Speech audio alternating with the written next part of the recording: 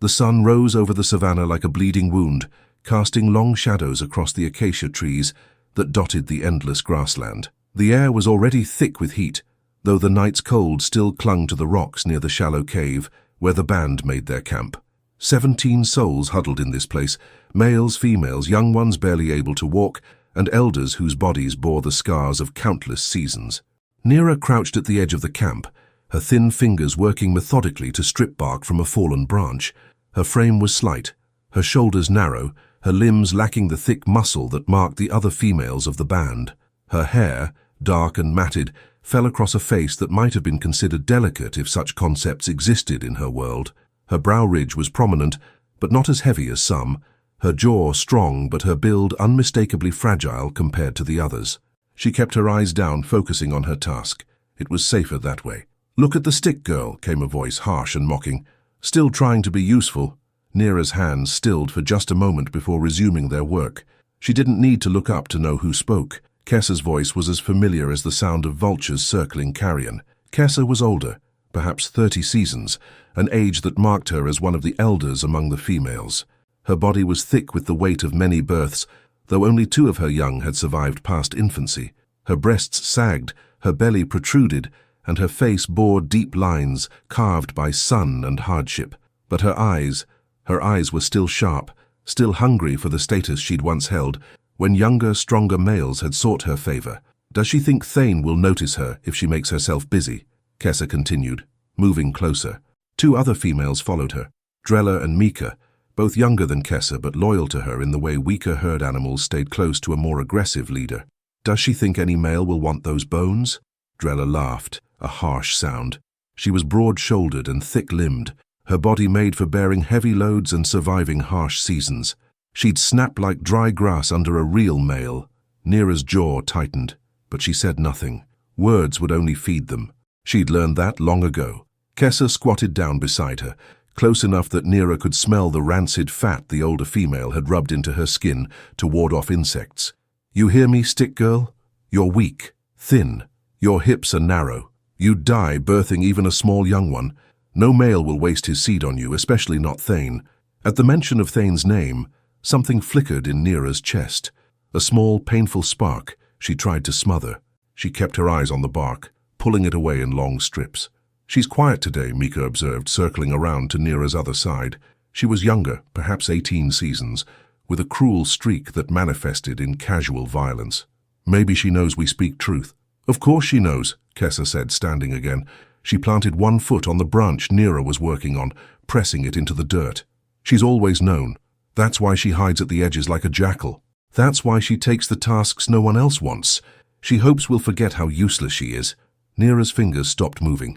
For a long moment, she stared at the bark, at her own thin hands, at the way her wrists looked like they might break under any real strain. Then slowly, she pulled the branch from under Kessa's foot and stood. She was shorter than Kessa by nearly a head, thinner by half again. But she met the older female's eyes for just a heartbeat before turning away, carrying her stripped branches toward the fire pit. "Running away," Kessa called after her. Like always, the other females laughed, and Nira felt the sound like stones against her back.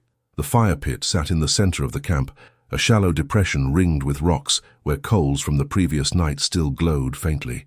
An old male named Garth tended it, his gnarled hands feeding small sticks into the embers. He was perhaps 40 seasons, ancient by the band's standards. His back was permanently bent from a lion's claws years ago, and he moved with a shuffling gait that spoke of pain. But his eyes were clear, and when Nira approached, he grunted acknowledgement. "Good wood," he said, his voice like stones grinding together.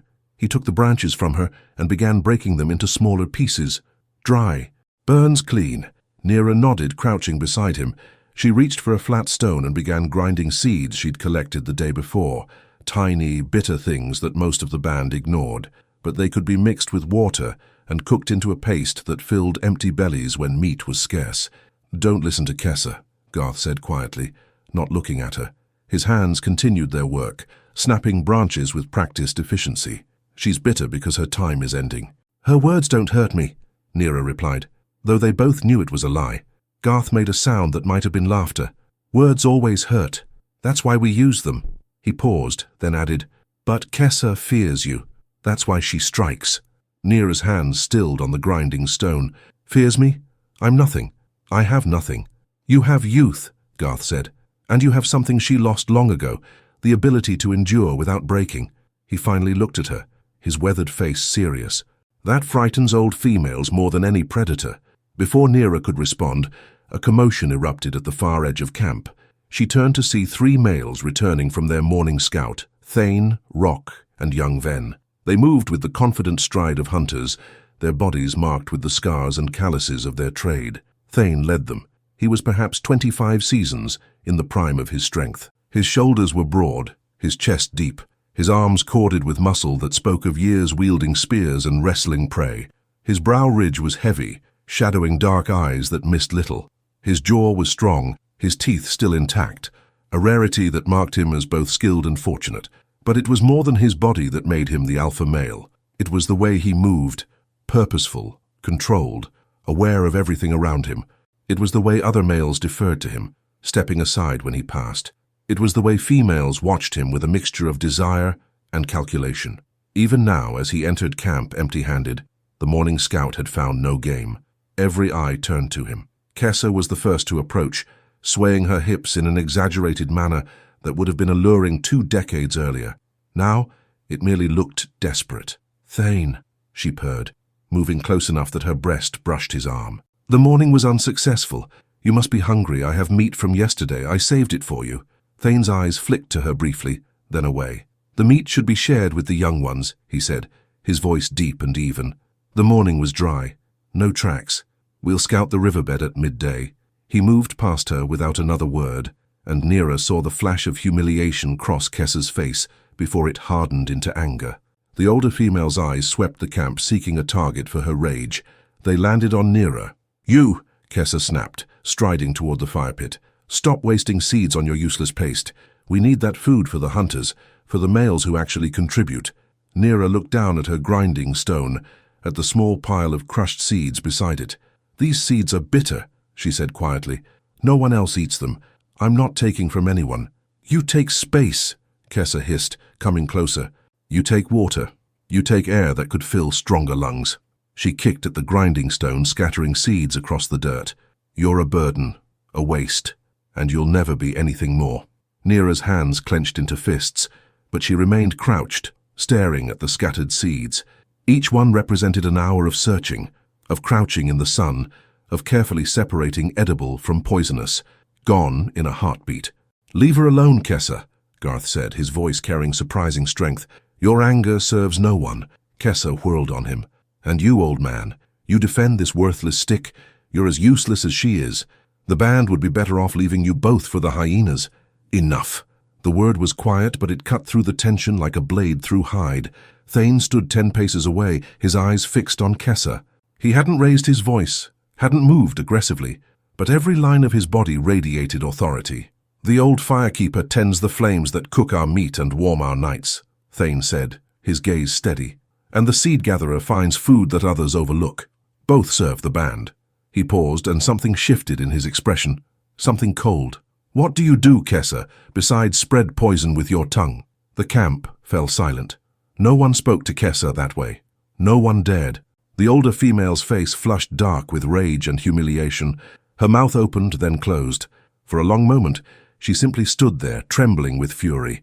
Then she spat at Thane's feet and stalked away, Drella and Mika scurrying after her like frightened dogs. Nira remained frozen by the fire pit, her heart pounding so hard she was certain everyone could hear it. She didn't dare look at Thane, didn't dare move, didn't dare breathe. She heard his footsteps approaching, heard him stop beside her. You find food where others see only dirt, he said quietly. Then he moved on, leaving her crouched among her scattered seeds, her face burning, her mind reeling. Garth chuckled softly beside her. I told you, he said. She fears you, and now she knows she should. But Nira couldn't think about Kessa, couldn't think about fear or anger or humiliation. All she could think about was the way Thane had looked at her, really looked at her, for the first time in her life, and the way her heart had stuttered in her chest, like a bird trying to escape a trap. The rest of the morning passed in a haze of work and tension. Nira collected her scattered seeds, grinding what she could salvage into paste while the sun climbed higher and the heat grew oppressive. The band moved through their routines, with the practiced efficiency of those who lived always on the edge of survival. The females worked together to process the remains of yesterday's kill, a young gazelle that Thane and the other hunters had brought down. There wasn't much left. Bones to crack for marrow, sinew to dry for binding, hide to scrape clean for various uses. Nothing was wasted. Nira worked at the edges as always, handling tasks that required patience rather than strength. She scraped fat from the hide with a sharp stone, her movements methodical and precise. Nearby she could hear Kessa's voice, lower now but still venomous, speaking to Drella and Mika. "Did you see?" Kessa hissed. "Did you see the way he defended her? The great Thane protecting a worthless stick." "Maybe he pities her," Drella suggested, though her tone was uncertain. "Pity?" Kessa's laugh was bitter. "Males don't pity. They calculate. They assess. They choose based on strength, on fertility, on value to the band." She paused, and when she spoke again, her voice dripped with contempt. He was making a point, showing his authority. It had nothing to do with her. "Of course," Mika agreed quickly. "She's nothing. Everyone knows that." Nira's hands continued their work, but something inside her chest tightened. They were right, weren't they? Thane hadn't defended her. Not really. He'd simply reminded Kessa of her place. Nira just happened to be the excuse. The thought should have brought relief. Instead it brought something else, something uncomfortably close to disappointment. She pushed the feeling away and focused on her task. By midday, the heat was brutal. The sun hammered down on the savannah like a physical weight, turning the air thick and suffocating. Most of the band retreated to the shade of the cave or the scattered acacia trees, conserving their strength for the cooler afternoon. Nira, however, had one more task: water. The band's main water source was a pool in the riverbed about half a mile from camp, a shallow collection of muddy liquid that receded a little more each day. Someone had to fetch water in the heat of day when the predators retreated to their own shaded resting places. Usually the task fell to Nira. She collected several large shells, gifts from a band that lived near the Great Water many days' walk to the east, and started toward the riverbed. The shells were precious, their smooth interiors perfect for holding water without too much seepage. The band had traded 3 antelope hides for them years ago, and they were carefully guarded. The walk was familiar, the path worn by countless trips over countless seasons. Nira moved through the tall grass with practiced care, her eyes constantly scanning for movement. Lions and leopards might be resting, but snakes were always active, and a careless step could mean death. The sun beat down on her bare shoulders, and sweat ran down her spine. Her mouth was dry, her lips cracked, but she'd learned long ago to ignore discomfort. It was simply part of existence. She reached the riverbed and made her way down the steep bank. The pool was smaller than yesterday, the water darker, thicker with mud and debris, but it was wet, and that was all that mattered. Nira knelt at the edge and began filling the shells, using a flat piece of bark to scoop water and pour it carefully. It was slow work. The shells needed to be filled precisely, balanced just right for the walk back. She was on the 3rd shell when she heard footsteps behind her. Nira's body tensed, her hand automatically reaching for the small, sharp stone she kept tucked in the cord around her waist. But then she caught the scent. Male, human, familiar. She turned to see Thane standing at the top of the bank, looking down at her. For a moment, neither of them moved. Nira felt suddenly acutely aware of how she must look, covered in dust and sweat, crouched in the mud like some scavenging creature, her thin body made even more pathetic by the harsh midday light. Then Thane started down the bank, moving with easy confidence. He carried his spear as always, and his eyes swept the surrounding area with automatic vigilance before settling on her. "You come alone," he said. It wasn't quite a question, but his tone suggested he expected an answer. Nira nodded. "Someone must fetch water, the others rest." "And you?" She shrugged, turning back to her shells. "I rest later." Thane was quiet for a moment. Then he crouched beside her, his spear laid across his knees, and looked out across the dying river. "This pool will be gone soon. Maybe 3 more days." Nira's hands paused. She'd known it, had seen it shrinking day by day, but hearing it spoken aloud made it more real. "Where will we go?" "North," Thane said, "toward the mountains. There are valleys there with better water, but it's a long walk. 4 days, maybe 5, and other bands use those valleys. We may have to fight for a place."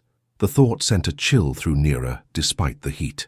Conflict between bands was common, and it was rarely the thin, weak members who survived it. "You're afraid," Thane observed. "Yes," Nira said simply. There was no point in lying. Good. Fear keeps you alive. He glanced at her, and for the first time, she saw something in his eyes that might have been respect. But you came out here alone anyway. You do what must be done even when you're afraid. That's also what keeps you alive. Nira didn't know what to say to that. She focused on her shells, filling the last one with careful precision.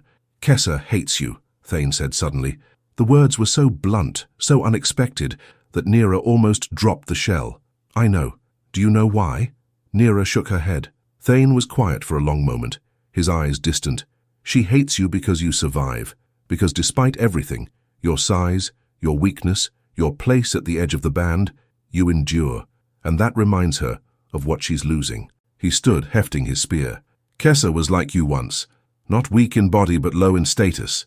She clawed her way up by attaching herself to strong males. She bore young, she made herself necessary, and for a while, she had power. He looked down at Nira, his expression unreadable. But that time is ending. Her body is failing. Her young are grown or dead. The males no longer seek her favor, and so she lashes out at the one who reminds her most of what she was and what she failed to become. Nira stared up at him, trying to process his words. What did she fail to become? Someone with value beyond her body, Thane said simply. Then he turned and started back up the bank. The band moves soon. Be ready. He disappeared over the rise, leaving Nira alone with her shells and her thoughts. She looked down at her thin, scarred hands, at her narrow wrists and bony arms, at the reflection in the muddy water, gaunt face, hollow cheeks, eyes too large in a skull too thin. Someone with value beyond her body. Was that even possible? In a world where strength was survival, where every day was a fight against hunger and predators and the elements themselves, was there room for value that couldn't be measured in muscle and fertility? Nira lifted the shells carefully, balancing them against her hip.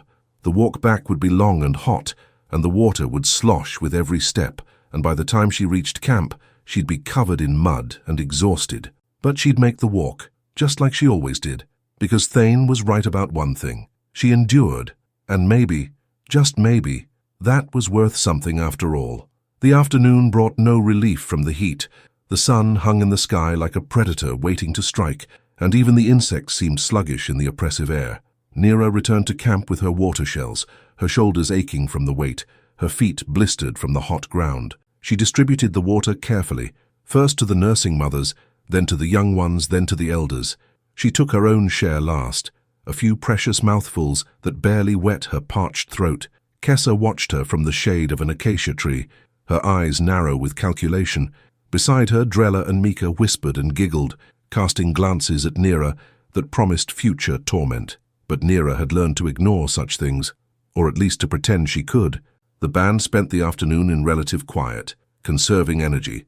Some slept in the shade, others worked on small tasks, sharpening stone tools, weaving grass into carrying nets, picking parasites from each other's hair in the grooming rituals that bound the band together. Nira sat apart as usual, working on a project she'd started days ago. She'd found several long, flexible branches near the river and had been slowly stripping and weaving them into a basket, something stronger than grass nets, something that could carry more without breaking. Her fingers moved with practiced skill, over and under, pulling tight, adjusting tension.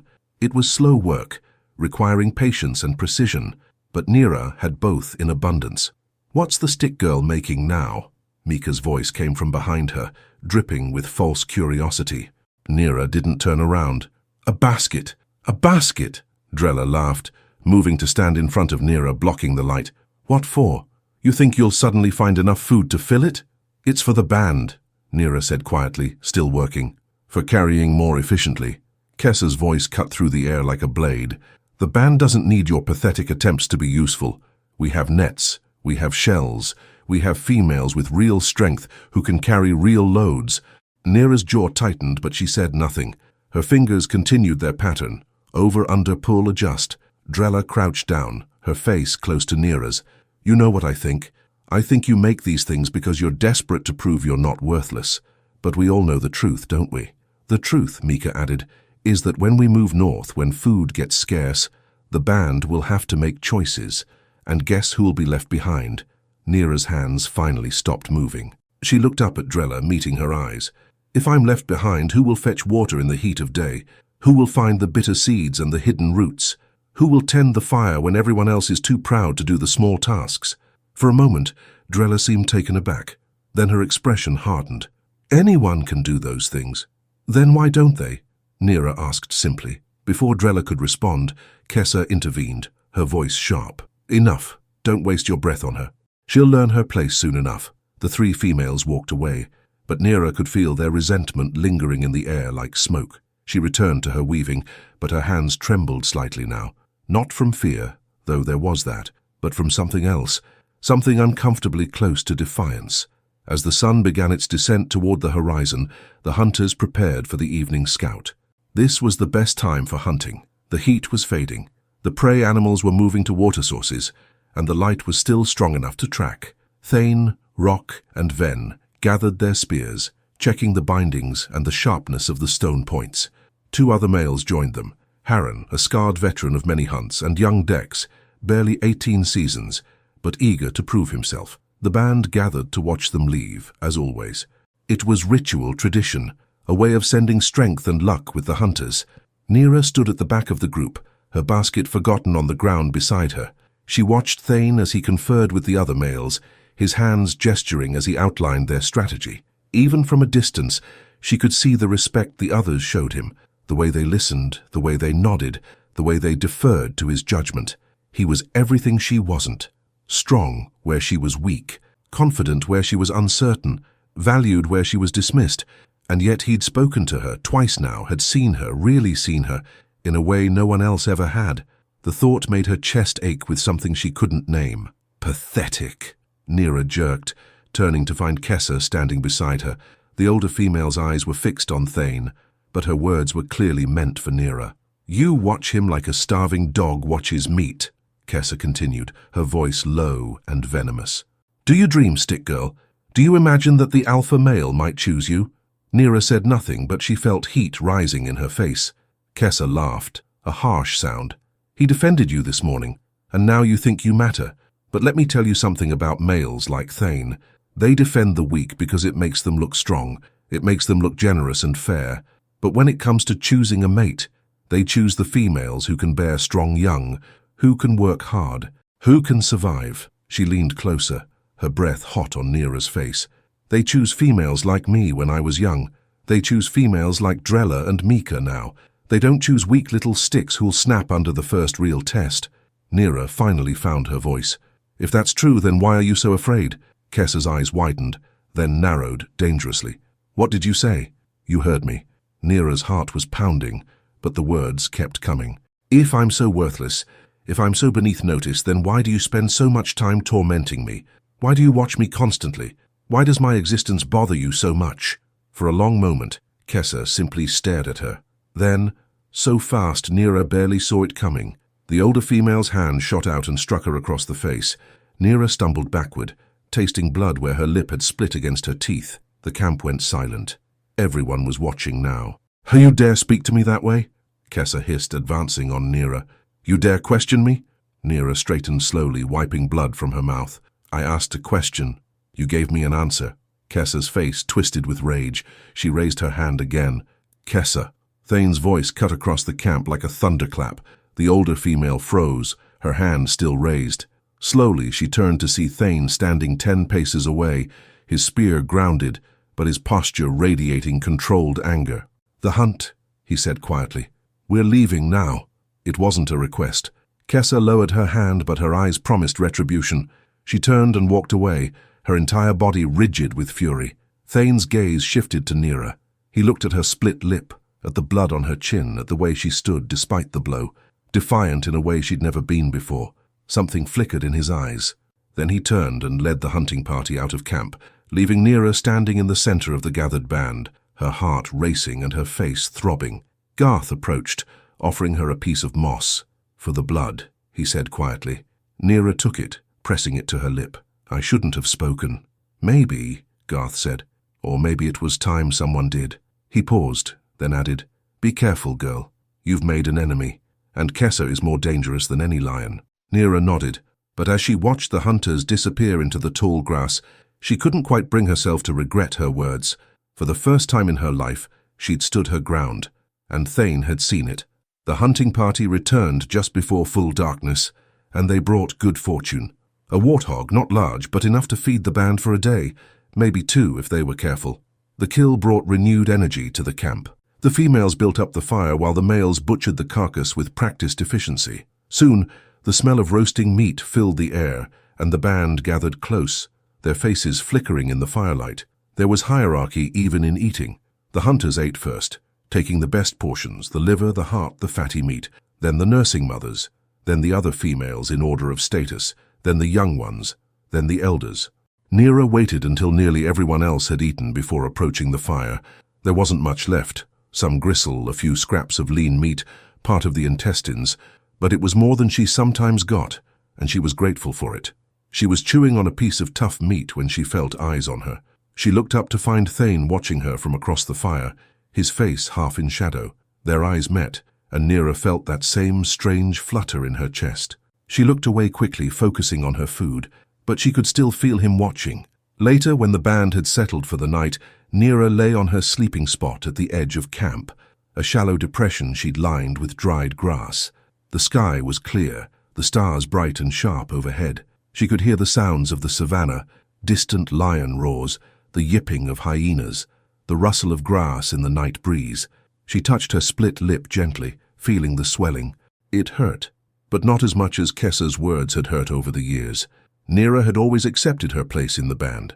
She was weak, she was thin, she was unremarkable in every way. It was simply fact, like the sun rising or water flowing downhill.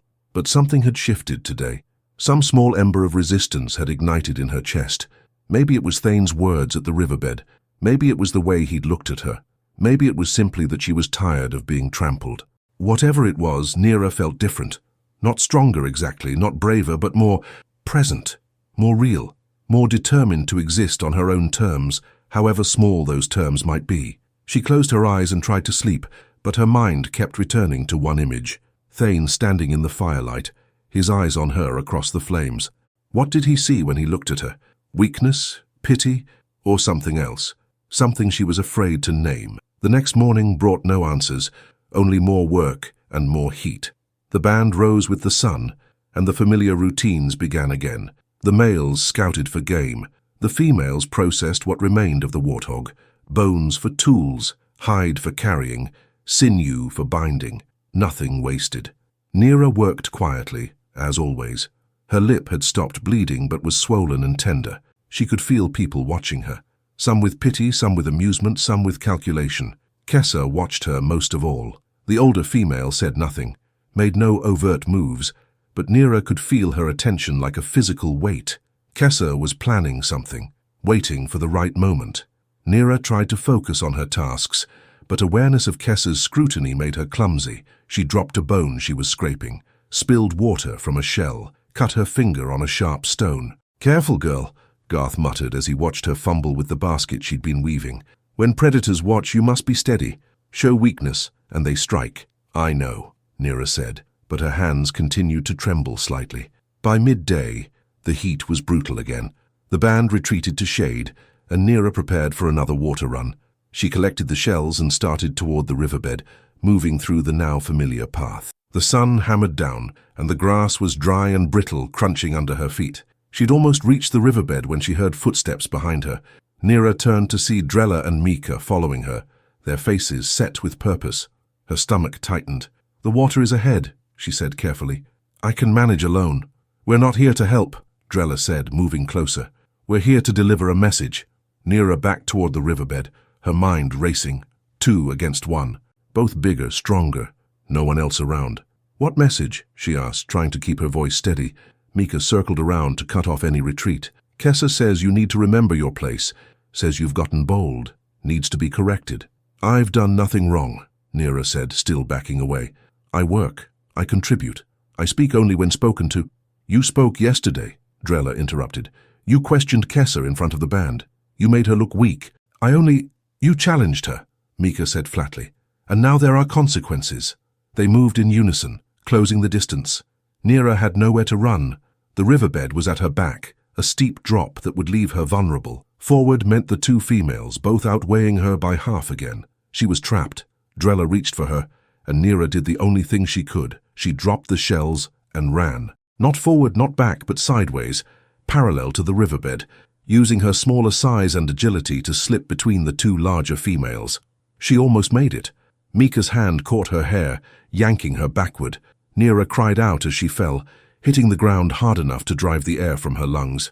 Drella was on her immediately, her weight pinning Nira down. "Not so bold now, are you?" Nira struggled, but it was useless. Drella's bulk was too much. Mika knelt beside her, and Nira saw something glinting in her hand. A sharp stone. "This is what happens," Mika said, bringing the stone closer to Nira's face. "When weak things forget their place." Terror flooded through Nira, cold and sharp. She thrashed harder, but Drella's weight held her down. The stone came closer, closer. "Stop!" The word was quiet, but it froze both females mid-motion. Nira twisted her head to see Thane standing at the top of the riverbed, his spear in hand, his face expressionless. For a long moment, no one moved. Then Drella slowly climbed off Nira, and Mika lowered the stone. "We were just—" Drella began. "I know what you were doing," Thane said, his voice flat. "Return to camp. Now." But Kessa said, "Now." The authority in his voice was absolute. Drella and Mika exchanged glances, then hurried past Thane, back toward camp. Nira lay in the dirt, breathing hard, her body trembling with adrenaline and shock. She could taste dust in her mouth, feel bruises forming where Drella's weight had pressed her down. Thane descended the bank and stopped beside her. He didn't offer to help her up. He simply stood there looking down at her with those dark, unreadable eyes. "Why do you stay?" he asked suddenly. Nira struggled to sit up, wincing at the pain. "What? With the band? Why do you stay? You could leave. Find another group, one where you might have better status." Nira stared at him. "I would die alone. You know that." "Maybe," Thane said. "Or maybe you'd find somewhere you belong." He paused. "But you stay anyway, despite everything. Why?" Nira looked down at her scraped palms, at the dust coating her thin arms. "Because this is my band," she said quietly. "These are my people. I was born here. My mother died here. This is home, even if I have no real place in it." Thane was silent for a long time. Then he said, "You have more place than you think." He turned and started back up the bank. "Wait," Nira called. When he looked back, she asked, "Why do you keep intervening? Why do you notice me?" Thane's expression was still unreadable. "Because everyone else overlooks you," he said simply. "And people who are overlooked see things others miss. They understand things others don't. They survive through wit rather than strength." He paused. "Those qualities are valuable, perhaps more valuable than Kessa's physical power ever was." Then he was gone, leaving Nira sitting in the dirt, her mind reeling. She collected the scattered shells with shaking hands and made her way to the water pool. As she filled them, she kept replaying his words. "You have more place than you think. Those qualities are valuable." What did he mean? What did he see in her? And more frightening, what did he want? The water pool had shrunk again overnight. By the time Nira reached it on the third day, it was little more than a muddy depression, barely enough to fill half the shells. She worked carefully, scooping the murky liquid while trying to avoid the worst of the silt and debris. Her body ached from yesterday's encounter with Drella and Mika. Dark bruises mottled her ribs and arms, and every movement sent small spikes of pain through her chest. But she'd survived worse. Pain was familiar, almost comforting in its constancy. What troubled her more was the weight of attention she now carried. Kessa's hatred had intensified into something cold and calculating. The older female no longer bothered with verbal torment. She simply watched, waited, planned. Nira could feel it like a storm gathering on the horizon. And then there was Thane. His interventions had made her visible in a way she'd never been before. The band noticed her now, watched the strange dynamic between the alpha male and the lowest-ranking female. Some looked curious, some looked confused, some, particularly the other females who'd hoped to catch Thane's eye, looked resentful. Nira didn't understand it herself. Why would the strongest male in the band repeatedly defend the weakest female? What possible benefit could she offer him? She was still pondering this when she heard voices approaching the riverbed. Nira looked up to see several females descending the bank, but not Kessa's usual followers. These were the nursing mothers and the younger, unattached females. 7 of them in total, led by a woman named Sarah, who'd recently given birth to her second child. Sarah was perhaps 22 seasons, strong and capable, with a practical nature that made her respected among the females. She approached Nira with cautious neutrality. "We need water," Sarah said simply. "The pool is dying. We should work together to collect what remains before it's gone completely." Nira nodded, stepping back to make room. The females spread out around the shrinking pool, filling shells and gourds with practiced efficiency. For a while they worked in silence. Then Sarah spoke again, her voice casual, but her eyes shrewd. "Thane watches you." The other females stilled, listening. Nira kept her eyes on her shells. "He watches everyone. He's the alpha male. It's his role." "Not like this," another female said. Lyra, perhaps 19 seasons, with a round face and quick hands. "He doesn't intervene for others the way he does for you." "3 times now," added another, older female named Tess. 3 times in 3 days. That's not chance." Nira's hands paused on her shell. "I don't understand it either." Sarah crouched beside her, studying Nira's face with the same careful attention she might give to a tool she was evaluating.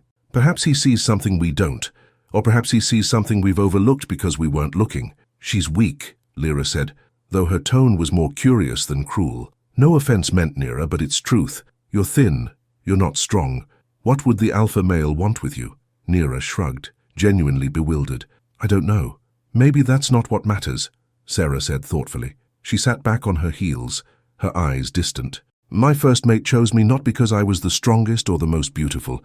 He chose me because I could read weather signs, because I knew which plants were safe to eat and which would poison, because I could predict where herds would move." She paused. "He chose me because I made him smarter, made the band safer." Tess nodded slowly. "Males aren't as simple as Kessa pretends. Yes, they want strong mates who can bear healthy young, but they also want mates who bring value in other ways. Especially alpha males, who must think beyond their own immediate needs." "But what value do I bring?" Nira asked, genuinely confused. "I gather seeds no one else wants. I fetch water. I do the tasks others won't." "Exactly," Sarah said. "You do what must be done without complaint or expectation of reward. You find resources others overlook. You endure without breaking." She met Nira's eyes.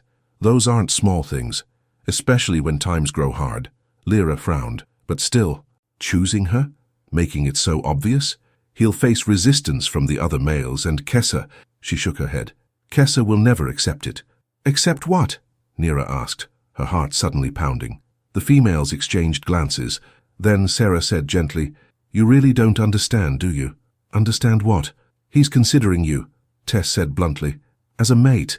Perhaps he hasn't decided yet, but he's considering it. Why else would he defend you so publicly? Why else would he take such interest in your welfare?" Nira felt the ground shift beneath her. "No, that's not possible. I'm weak." "Yes," Sarah interrupted. "We know.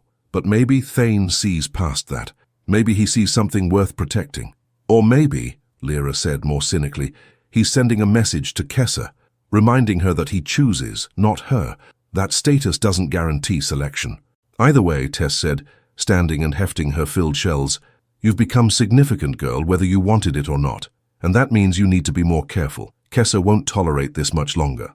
The females gathered their water and started back to camp, leaving Nira alone with her shells and her whirling thoughts. "He's considering you." The idea was absurd, impossible.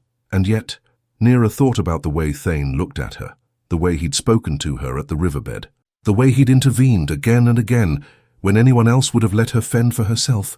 Could they be right? Could the alpha male actually be considering her as a mate? And if so, what would that mean? The thought terrified her more than Kessa's hatred ever had. When Nira returned to camp, she found the band in an unusual state of activity. The males were gathered in a tight circle, speaking in low, urgent tones. The females hovered nearby, trying to hear without appearing to eavesdrop. Nira set down her shells and approached Garth, who sat by the fire as always. "What's happening?" The old firekeeper's face was grim. "Scouts from another band came while you were gone. The valleys to the north, the ones with good water, they're already claimed. 3 bands are there, and they're not sharing.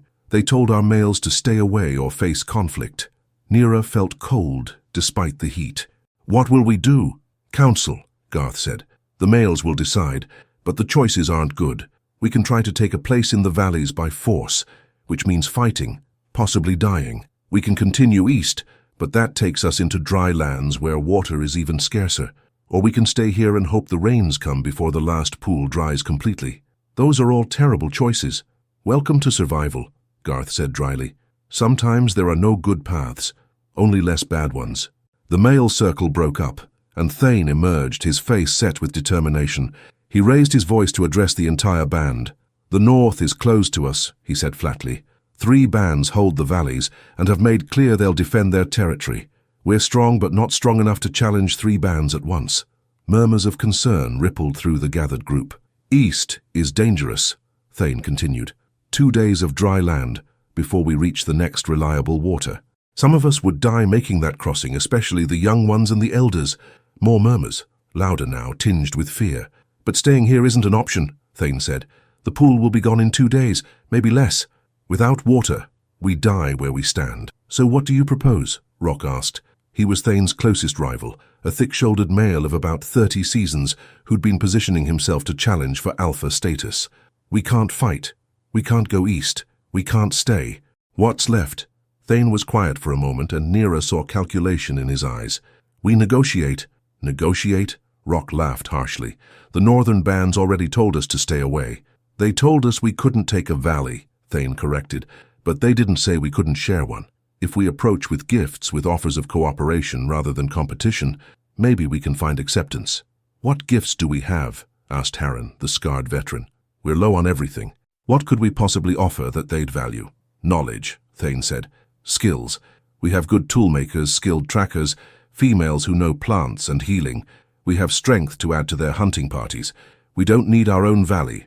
We just need permission to share one. The band fell silent, considering. It was a risky plan. Approaching another band from a position of weakness could lead to subjugation or worse. But the alternatives were indeed grim. I'll go, Thane said. Tomorrow at dawn. I'll take 2 others. Volunteers who are willing to risk speaking with the northern bands. I'll go, Rock said immediately, though Nira suspected it was more about not letting Thane act alone than actual enthusiasm for the mission. And I'll go, said young Dex, his voice cracking slightly with nervousness and eagerness. Thane nodded. Good. We leave at first light. The rest of you, prepare. Gather everything of value we might use for trade or gifts, and conserve water. We may need to survive on very little until this is resolved. The band dispersed to their tasks, but the atmosphere was heavy with anxiety. This was a critical moment, perhaps the most critical the band had faced in years. The wrong decision, the wrong approach, and they could all die. Nira moved through her tasks mechanically, her mind churning. She gathered the few items of value she possessed, some particularly fine shells, a piece of worked leather she'd been saving, a small collection of useful herbs. Not much, but it was something. As evening approached and the band prepared for sleep, Nira found herself unable to settle. She moved to the edge of camp, staring out at the darkening savannah. You're worried. She turned to find Thane standing behind her, his face half-shadowed in the fading light. Of course, Nira said. We all are. But you're worried about something specific, Thane observed. He moved to stand beside her, close enough that she could feel the warmth radiating from his body. What is it? Nira hesitated. Then, because he'd asked, because he seemed to actually want to know, she said, what if they don't accept us? What if you go north and they refuse, or worse, what if they take you prisoner? You're the alpha male. Without you, the band... She stopped, unable to finish the thought. The band would survive, Thane said. Rock would lead, he's strong enough. But not wise enough, Nira said before she could stop herself. Thane turned to look at her fully, and she saw surprise in his eyes. You think I'm wise? I think...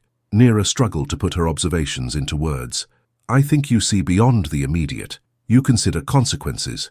You protect the weak not because you're soft, but because you understand that a band is only as strong as its most vulnerable members. That's wisdom. For a long moment Thane said nothing. Then he asked, And what do you see, Nira? When you look at me? The question was so direct, so unexpected, that Nira felt heat rising in her face. I see strength, purpose. Someone who carries the weight of many lives and doesn't falter under it. You see the surface, Thane said quietly. The role I play. But what about beneath? What do you see there? Nira dared to meet his eyes. In the dying light, They were deep and dark and full of something she couldn't quite identify. "I see someone who's tired," she said softly. "Someone who carries more doubt than they show. Someone who worries that their decisions might doom everyone they care about." Thane's breath caught almost imperceptibly. "You do see," he murmured. They stood in silence as full darkness fell. Around them, the savannah came alive with night sounds. Insects, distant predators, the rustle of grass in the cooling air. Finally, Thane spoke again. "When I return from the north, if I return, there will be changes." Nira's heart began to pound. "What kind of changes?" "The kind that will cause conflict," Thane said.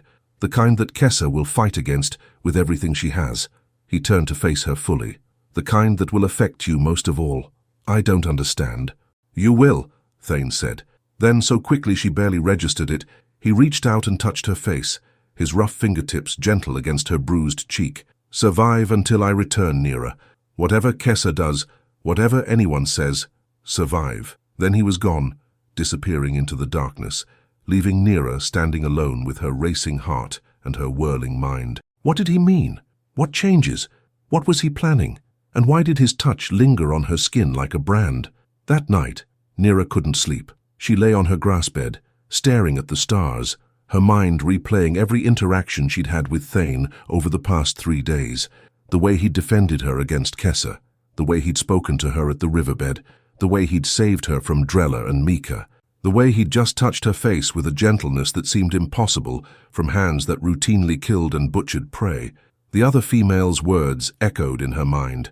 "He's considering you, as a mate." Could it be true? Could the alpha male actually want her? And if he did, what would happen to her? The other females already resented her. If Thane made his interest public, if he actually chose her, Kessa would destroy her, or die trying. Nira touched her own cheek, where Thane's fingers had rested. The skin still tingled. For the first time in her life, someone saw value in her. Someone powerful, someone who could offer protection and status and other things she barely dared think about. But the price of that attention could be her life. Was it worth it? Was any of this worth it? Nira didn't have an answer. She only knew that tomorrow Thane would leave for the north, and she would have to survive whatever came next. With or without him, dawn came too quickly. The band gathered to see the 3 males off, Thane, Rock, and Dex, carrying spears and small bundles of trade goods. Thane moved through the assembled group, speaking quietly to various members, offering instructions and reassurance. When he reached Nira, he paused. "The basket you've been making," he said. "Finish it. We'll need it when we move." Nira nodded, not trusting her voice.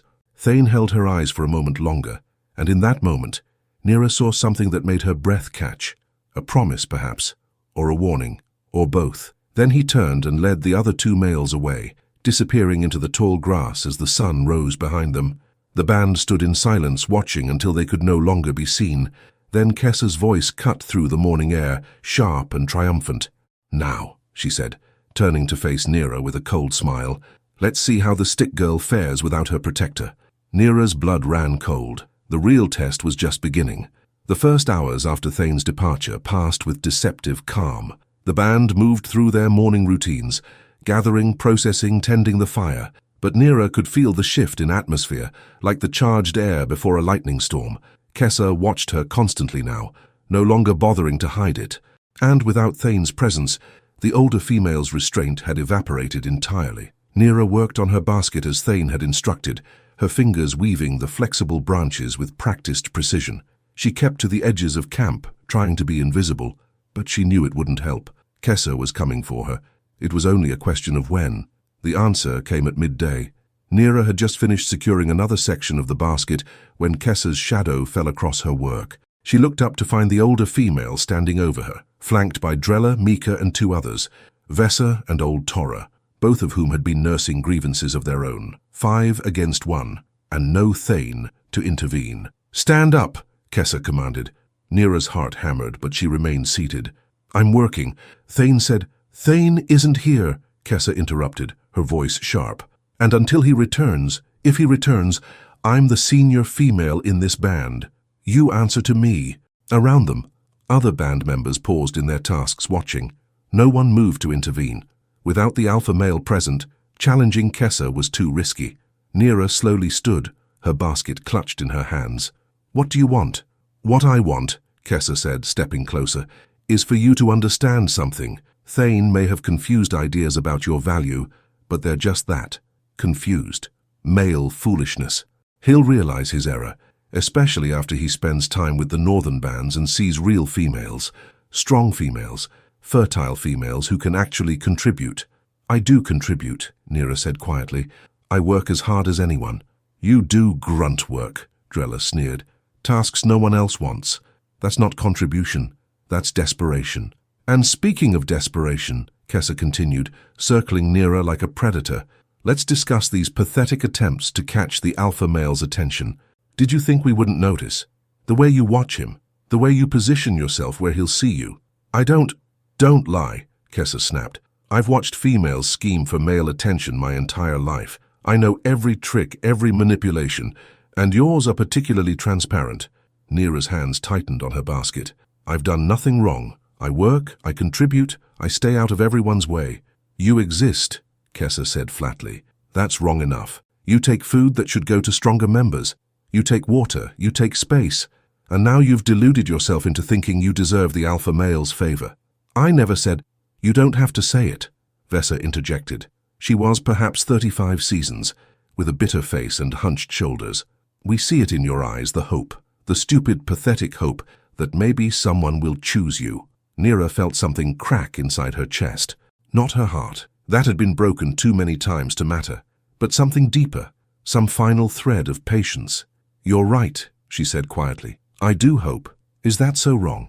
To hope that maybe, just maybe, I'm worth something beyond being everyone's target? To hope that someone might see me as more than just the weakest link? Yes, Kessa said simply, because that hope is based on delusion. You're not worth something more. You're not secretly special. You're exactly what you appear to be, weak, useless, and a burden on this band. She reached out and grabbed the basket from Nira's hands. This, for example, what is this supposed to be? A basket, Nira said, trying to keep her voice steady. For carrying... Kessa turned it over, examining it with exaggerated skepticism. It's weak. The weaving is loose. It would fall apart under any real weight. She looked back at Nira, like you. Then she threw the basket into the fire. Nira lunged forward instinctively, but Drella grabbed her arm, holding her back. She watched helplessly as the basket, days of careful work, hours of patient weaving, caught fire and began to burn. That was for the band, Nira said, her voice breaking.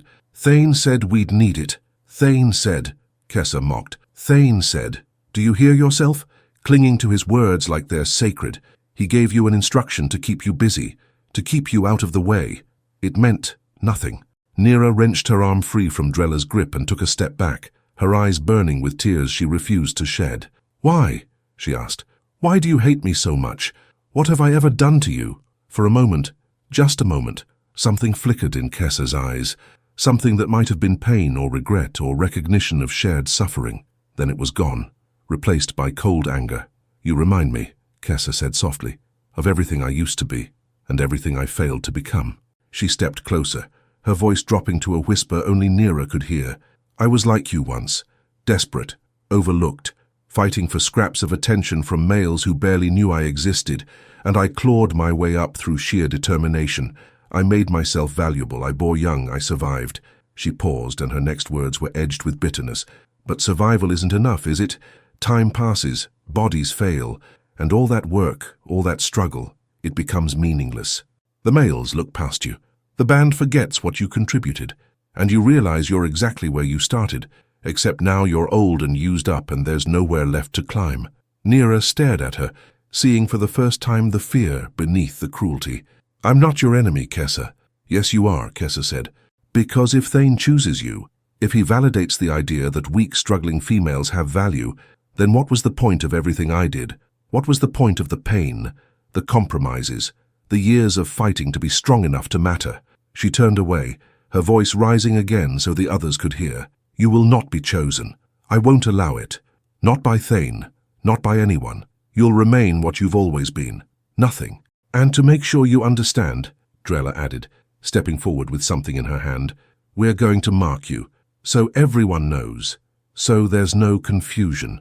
Nira saw the sharp stone in Drella's hand and understood. They were going to scar her. deliberately, to mark her as untouchable, undesirable. She looked around frantically for help, but the watching band members averted their eyes. No one would intervene. No one dared, except, "Touch her, and I'll break your arm." Everyone turned to see Sarah standing at the edge of the circle, her infant clutched to her chest, her face set with determination.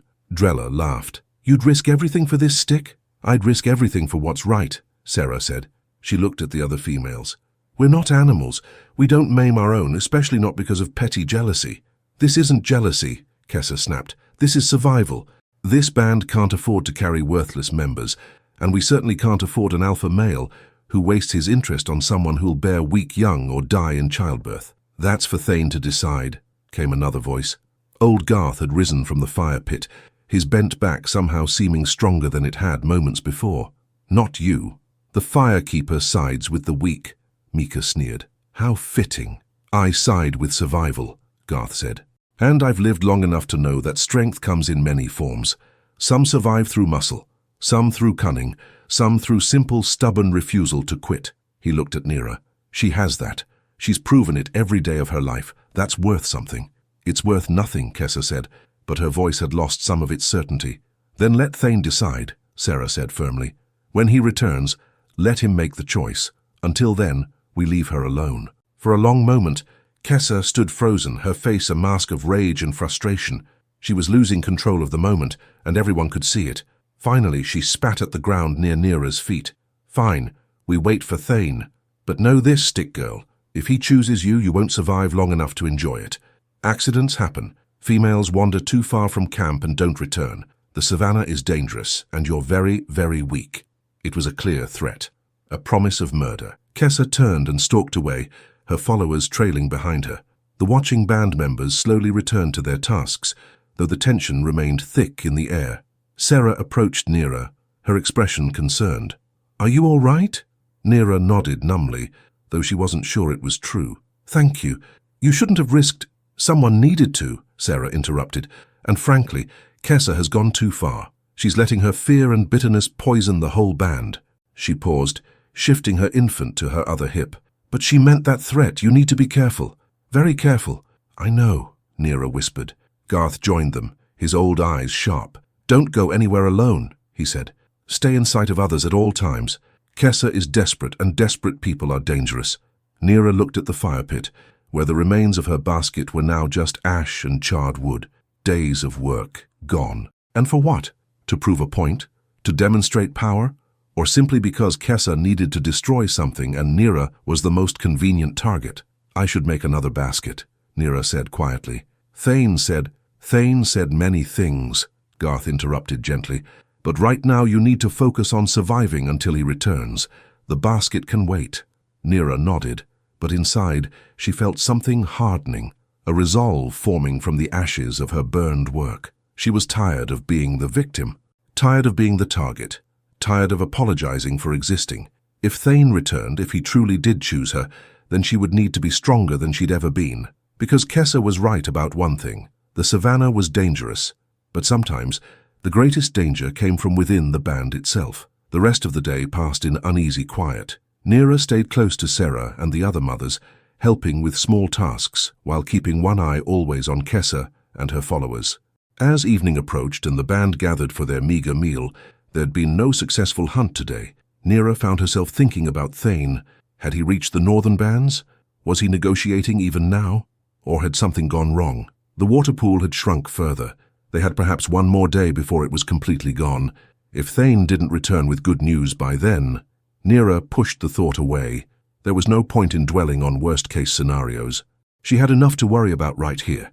After the meal, as darkness fell and the band prepared for sleep, Garth called Nira over to the fire pit. "Sit," he said, gesturing to a spot beside him. "I want to tell you something."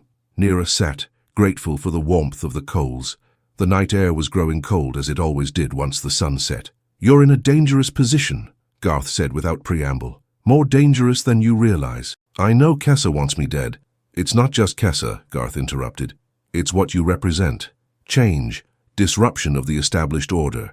If Thane chooses you, it sends a message to the entire band that traditional measures of value, strength, fertility, status, aren't the only things that matter. Is that so bad?" For some, yes, Garth said. Because if those traditional measures don't matter, then what does? How do people know their place? How do they understand their value? He poked at the coals with a stick. Humans need hierarchy, need structure. When that's threatened, they react with fear and violence. Nira pulled her knees to her chest, staring into the glowing embers. I never wanted any of this. I just wanted to survive, to find some small corner where I could exist without being tormented. I know, Garth said gently, but life rarely gives us what we want. It gives us what we need to grow, and sometimes growth is painful. What if I don't want to grow? Nira asked. What if I just want to be left alone? Too late for that, Garth said. You've been seen by Thane, by the band, by Kessa. You can't become invisible again. Your only choice now is how you respond to being visible. Nira was quiet for a long moment. Then she asked, What do you think Thane sees in me? Garth smiled slightly. What does anyone see in another person? Themselves, mostly. Their hopes, their fears, their hidden dreams. He paused. But if I had to guess, I'd say Thane sees resilience, sees someone who endures without breaking, who finds ways to survive despite impossible odds, and I think that resonates with him. Because being alpha male, being responsible for all these lives, it's its own kind of impossible odds. He's strong, though. Everyone respects him. Respect isn't the same as understanding, Garth said. Strength can be isolating. People follow the strong, but they don't necessarily see their struggles. You see them. You understand them. That's rare, valuable. Nira thought about Thane's words at the riverbed, about his touch on her face before he left, about the way he looked at her like she was worth seeing. What if it's not enough? She whispered. What if he returns and realizes he was wrong about me? Then at least you'll know, Garth said. You'll have had your answer. But until then, you survive. You endure, because that's what you do best. He stood slowly, his joints cracking. Get some sleep, girl. Tomorrow will bring its own challenges. Nira watched him shuffle back to his sleeping spot, then turned her gaze to the stars above. Somewhere out there, Thane was approaching the northern bands, trying to save them all. And here in camp, Nira was fighting her own battle, one just as vital to her survival. She touched the bruises on her arms, the swollen lip that had finally begun to heal, evidence of Kessa's hatred, of the band's indifference, of her own vulnerability. But she was still here, still breathing, still fighting, and she would continue to do so no matter what came next, because Garth was right. She endured. It was the one thing no one could take from her. The second day without Thane dawned grey and oppressive. Heavy clouds had moved in during the night, and the air felt thick, charged with the promise of rain that might or might not come. The band moved through their routines with increasing anxiety. The water pool was now little more than damp mud, and without rain or Thane's return with news of the northern valleys, their situation was becoming desperate. Nira had barely slept. Every sound in the darkness had set her heart racing, expecting Kessa or one of her followers to make good on their threat. But the night had passed without incident, and now she moved through the morning tasks with exhausted vigilance. She was helping Sarah dig for roots near the edge of camp when she heard the lookouts cry. Movement! From the north! The entire band surged toward the rise where the lookout stood, everyone straining to see. Nira's heart leaped into her throat. Please let it be them. Please let them be safe. 3 figures emerged from the tall grass, their shapes familiar even at a distance. Thane walked in front, his stride confident. Behind him came Rock and young Dex, all 3 still carrying their spears. They'd returned. They were alive, but had they succeeded? The band waited in tense silence as the 3 males approached. Nira hung back at the edge of the crowd, trying to read Thane's expression. His face was neutral, giving nothing away until he stood before the assembled band. The northern bands have agreed, he said, his voice carrying clearly. We can share the eastern valley, the smallest of the 3, but with good water and adequate shelter. In exchange, we contribute hunters to their patrols and share any large kills we make. Relief swept through the band like a physical wave. They had a future, a place to go, water. When do we leave? Harren asked. Tomorrow at dawn, Thane replied. We move fast, carry only essentials. The northern bands expect us within 3 days. The camp erupted into activity as everyone began preparing for the journey. There was still anxiety. A 4-day march with limited water was dangerous, but it was tempered now by hope. Nira started to turn away to begin her own preparations when Thane's voice stopped her. Nira, come here. Every eye in the camp turned to her. Nira felt heat rising in her face as she walked forward, acutely aware of the weight of attention. Kessa's gaze burned into her back like hot coals. Thane waited until she stood before him, then spoke loud enough for everyone to hear. "Did you finish the basket?" Nira swallowed hard. "No. It was destroyed." Thane's eyes narrowed slightly. "Destroyed how?" "It caught fire," Nira said carefully, not wanting to directly accuse Kessa. "An accident." "I see." Thane's tone suggested he didn't believe the accident explanation for a moment. His gaze swept the assembled band, lingering on Kessa for a long moment, before returning to Nira. "Then you'll make another. Tonight. We'll need it for the journey." "Yes," Nira said quietly. Thane held her eyes and something passed between them, an acknowledgement perhaps, an understanding. Then he turned to address the band again, giving instructions for the move. But Nira stood frozen, her mind reeling. He'd called her forward in front of everyone, had asked specifically about her task, had made it clear that her work mattered. It was a public declaration of what? Interest? Support? Something more? Whatever it was, Kessa had seen it, and from the expression on the older female's face, it had been interpreted as a challenge. The rest of the day was chaos as the band prepared to abandon their camp. Everything had to be sorted, what to carry, what to leave behind. Tools were essential, hides for shelter, dried meat and gathered seeds, the precious water shells. Nira worked alongside the others, packing and sorting with practiced efficiency. But she kept one eye always on Kessa, who moved through the camp like a storm cloud, her anger barely contained. As evening approached and the band began to settle for their last night in this place, Nira gathered materials for her new basket. She worked quickly, her fingers flying through the familiar patterns. She had to finish before full darkness. Once night fell, working by firelight would be difficult and dangerous. She was perhaps halfway done when Kessa appeared beside her. "He asked about your basket," the older female said without preamble. In front of everyone, made it clear he was watching, caring. Nira kept weaving, not looking up. "He gave me a task. He wanted to know if I completed it." "Don't play stupid," Kessa hissed. "We both know what that was. A message. To me. To the band. He's declaring his interest. Then that's his choice to make, is it?" Kessa crouched beside her, close enough that Nira could smell her breath, sour, angry. "Because his choice affects everyone, affects the band's status, our negotiations with the northern bands, the hierarchy we've built. One male's foolish infatuation can disrupt everything." Nira's hands paused. "You think that's what it is? Infatuation? What else could it be?" Kessa demanded. "Look at you. You're nothing. Weak, thin, barely able to carry your own weight. What could the alpha male possibly see in you except some passing fancy?" Nira turned to face her fully. "Maybe," she said quietly, "he sees someone who doesn't want something from him.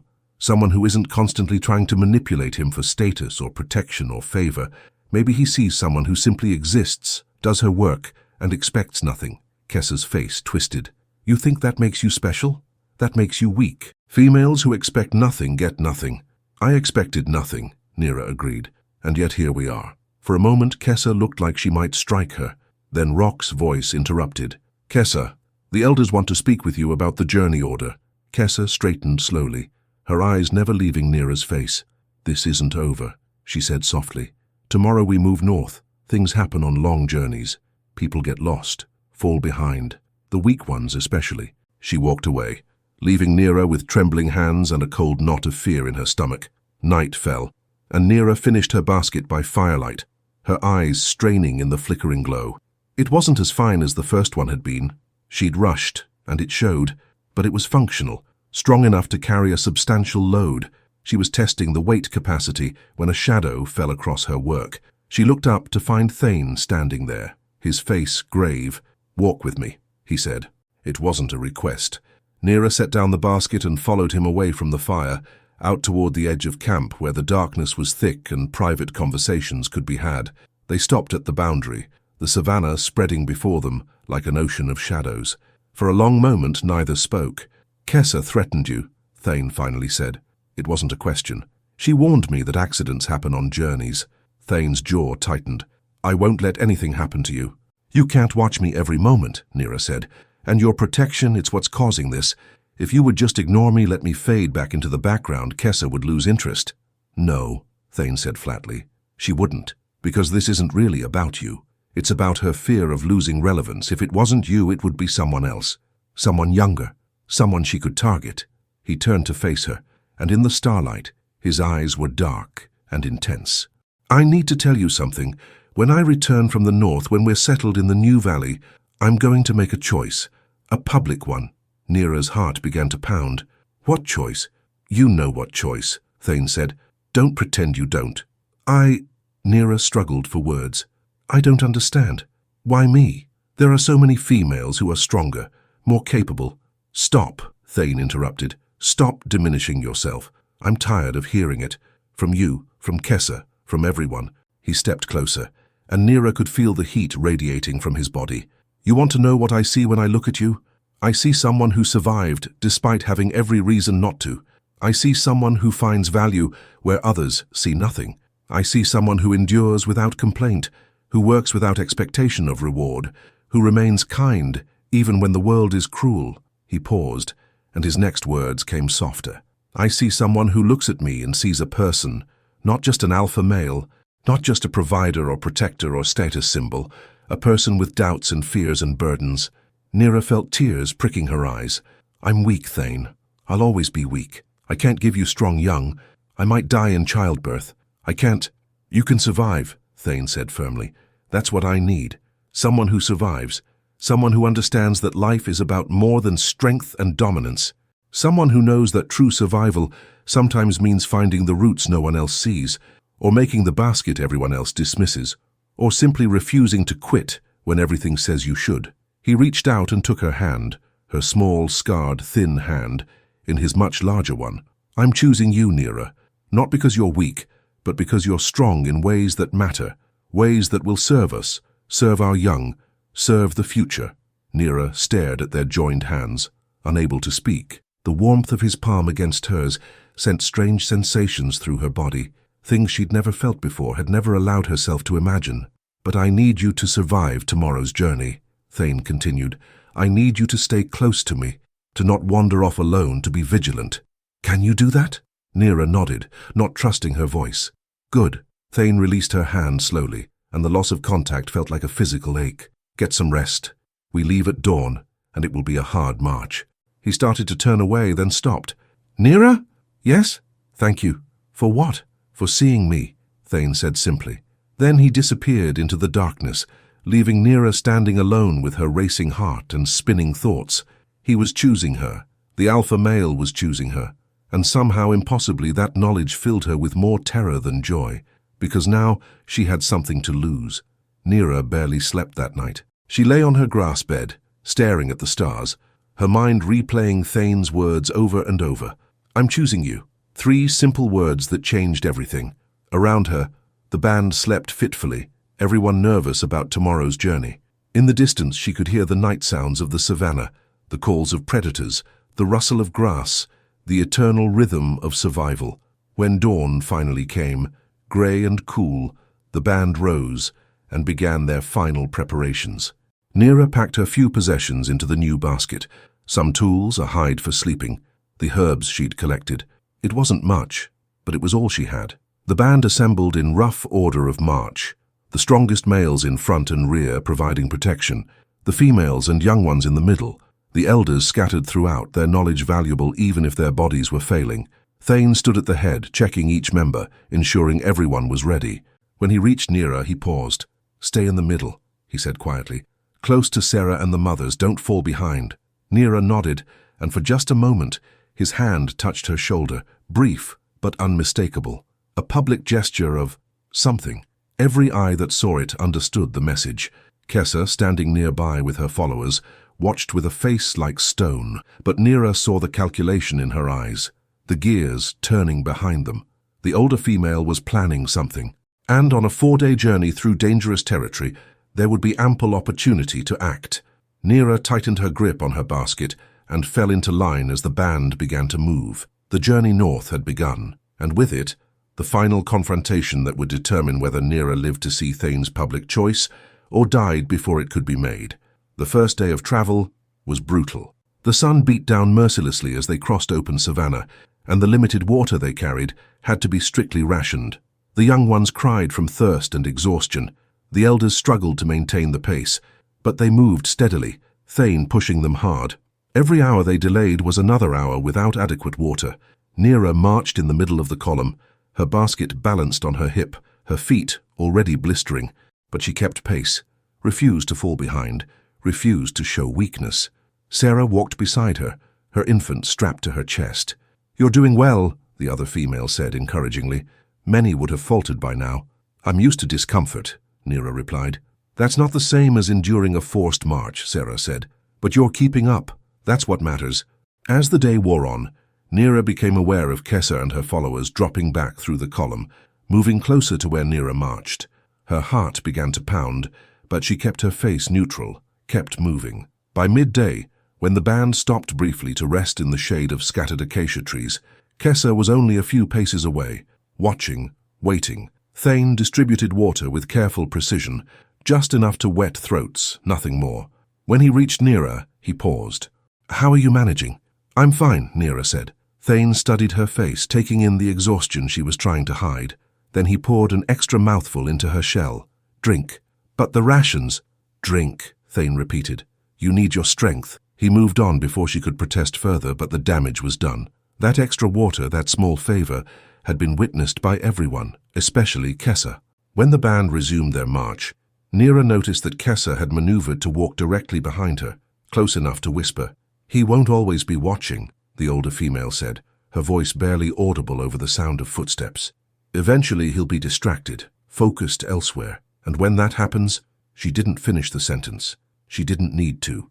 Nira's hands tightened on her basket, but she didn't respond. What could she say? Kessa was right. Thane couldn't watch her every moment, and all it would take was one instant, one distraction, one opportunity. The march continued as the sun climbed higher and the heat became oppressive. Nira's throat was parched despite the extra water, her legs trembling with exhaustion, but she kept moving, one foot in front of the other, because stopping meant dying. They marched until the sun began its descent, until the shadows grew long and the air finally began to cool. Only then did Thane call a halt, choosing a spot with scattered boulders that offered some protection from predators. The band collapsed where they stood, too exhausted even to set up proper sleeping arrangements. They would rest here for a few hours, then resume the march before dawn, trying to cover as much distance as possible in the cooler early morning. Nira found a spot near a boulder and sank down, her entire body screaming with pain. She'd kept pace. She'd survived the first day, 3 more to go. As darkness fell and the band settled into uneasy sleep, Nira remained awake, her back against the boulder, watching the shadows. Somewhere in those shadows Kessa was planning, and Nira knew that before this journey ended, one of them would be destroyed. The only question was which one.